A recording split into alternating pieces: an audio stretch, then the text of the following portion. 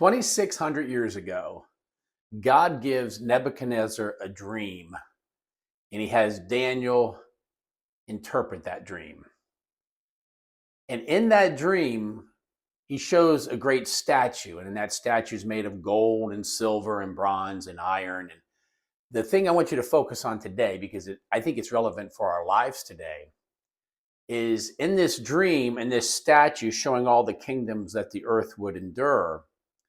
The last kingdom was the feet, and the feet were made of iron and clay, something that just doesn't mix.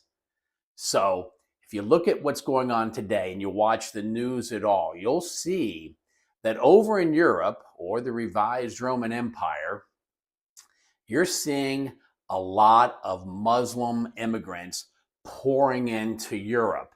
And it is fundamentally changing the way Europe functions. Now, Europe's still strong. They still are definitely a power around the world. But their cultures are trying to bond together as clay and iron.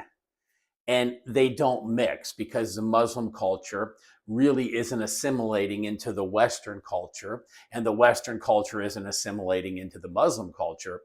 So you have this iron and clay that's not mixing, and it won't stand. But the interesting thing is, that's the last kingdom that God shows in that vision. And we're living in those times.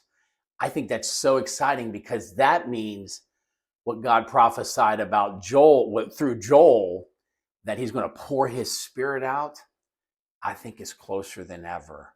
And that's what should excite you. Not the fact that the Muslims and the Western world are kind of trying to join together, but it's not really working.